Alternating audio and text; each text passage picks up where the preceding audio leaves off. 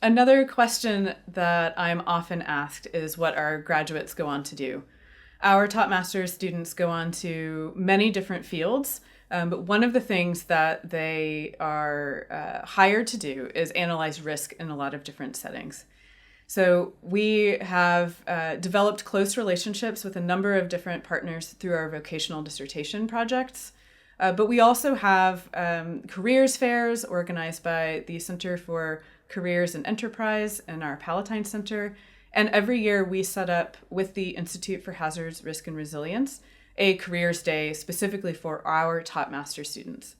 On that day, we invite 8 to 10 of our alumni to come back and share with us what they've been up to since they graduated and how they're using what they learned on the top masters in their jobs right now. And I have to say that as a teacher and instructor, this is amazingly rewarding because it's great to see our ideas and our teaching go out into the world and make change. So on the slide here, you can see some of the companies that our students go and work for. We have a very active LinkedIn network that has over 200 people in it. So these are icons and logos that I've drawn directly from that network. So these are places that our alumni go and actually work for. This means that these are firms, government agencies, humanitarian organizations, and so on, that we could put you in contact with if you're interested in any of those fields. The job titles listed here, again, are drawn from our alumni. These are actually existing job titles that our actually existing alumni go out and do. So again, we have a fantastic track record of placing our graduates in relevant fields.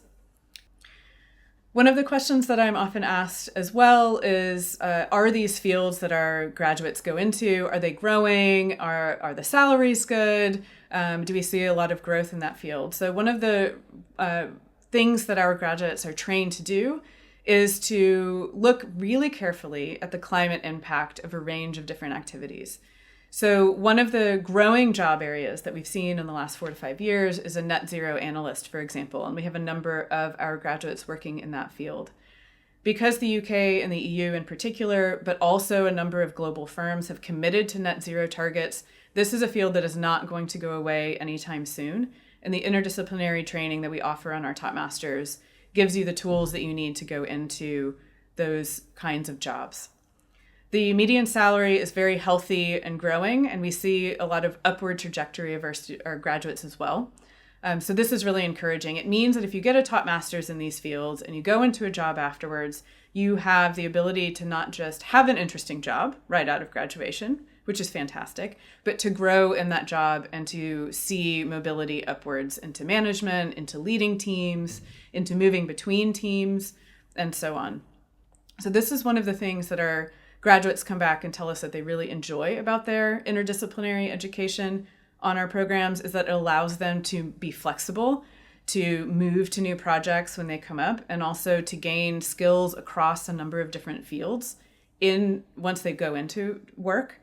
That allows them to continually learn new things. That means they don't get bored in their jobs, which is a fantastic thing for quality of life, but also, again, to continue to train up and therefore to move up and have upward trajectory once they're in those jobs. So I've chosen just a few quotes from our alumni who came to visit us in 2023. These are folks that have been out working in the world for 2 years, 5 years, 6, 7 years. And so they've really been able to use their skills in a lot of different ways.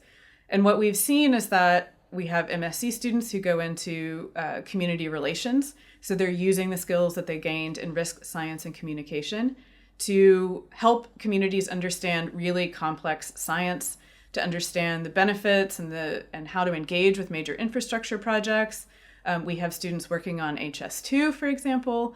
And so really working on the cutting edge and the front lines of the kinds of changes and investments in our infrastructure and in green technology that we're going to be seeing more and more in future years. So these quotes give you a flavor of the kinds of things that our students say about the programs, but also how they use those skills in their work. And again, how it allows them to respond to really pressing problems. So we have a number of people working on a variety of challenges. Those could be political conflict. It could be creating solutions to address climate change. It could be diagnosing and predicting specific hazards like flooding or earthquakes. And the skill set that we give you across our programs allows you to go into fields that are tackling those challenges on a daily basis.